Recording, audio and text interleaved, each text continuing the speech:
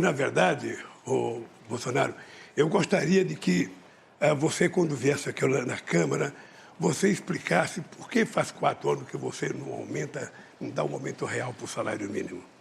São 36 milhões de aposentados, dos quais 36 milhões que ganham salário mínimo, dos quais 22 milhões de aposentados que estão há 4 anos sem receber aumento real.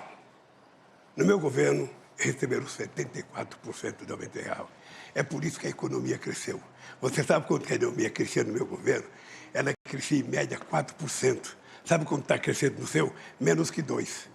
Ou seja, crescia, e o Brasil, quando eu deixei a presidência, estava crescendo 7,5%. Eu vou lhe dar um dado para você pesquisar. Quando eu deixei a presidência, a indústria automobilística produzia 3 milhões e 700 mil carros. Hoje ela produz menos que 2 milhões de carros. Menos que 2 milhões, metade da produção de carro. Quando eu era presidente, a estimativa da indústria automobilística era chegar a 6 milhões de carros.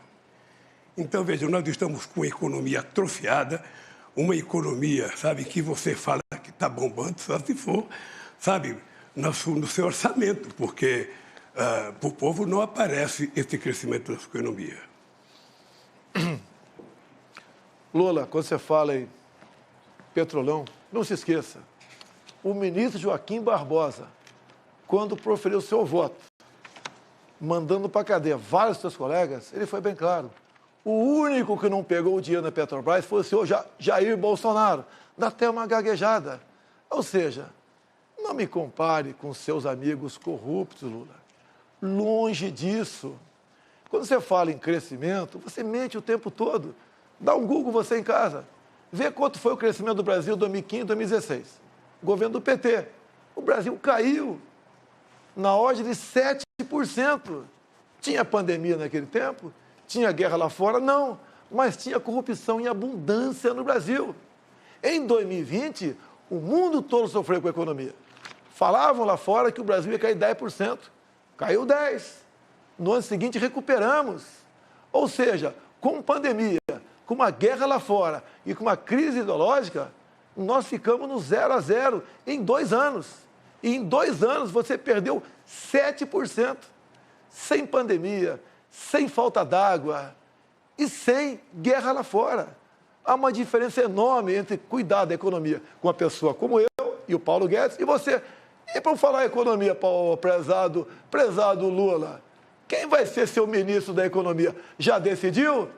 Ou está barganhando ainda com algum partido político? Quem vai ser seu ministro da economia, Lula? Fala para a gente aqui.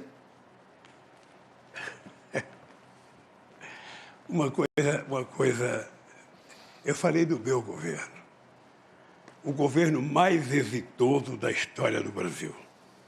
Um governo que tirou 36 milhões de pessoas da miséria absoluta. Um governo que colocou 42 milhões do povo brasileiro a um padrão de consumo de classe média. O governo que faz mais universidade na história do Brasil. O governo que mais colocou jovens. Nós pegamos o Brasil com 3 milhões e meio de jovens na universidade, deixamos com 8 milhões de jovens na universidade. O Brasil tinha 140 escolas técnicas, nós fizemos 422 escolas técnicas. Ou seja, nós aprimoramos porque nós tínhamos o melhor ministro da educação do Brasil, que era o companheiro Fernando Haddad. O melhor ministro da Educação, que fez do Fundeb.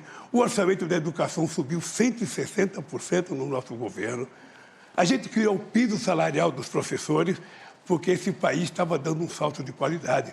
O Brasil era a 12ª economia do mundo, chegou à 6ª economia do mundo. Eu não sei se o adversário meu se lembra, eu era o único presidente do Brasil, da história do Brasil, convidado para todas as reuniões do G8 e convidado para 2 reuniões do G20. E por que a gente era convidado? Porque tinha uma coisa que cuidava que você não cuida, que era a questão do clima.